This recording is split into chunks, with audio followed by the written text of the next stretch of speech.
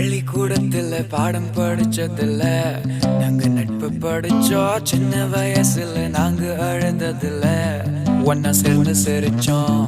காசுக்கு ஒரு பஞ்சம் வந்தாலும் பாசத்துக்கு பஞ்சம் இல்ல. தினம் தினம் சண்டை போட்டாலும்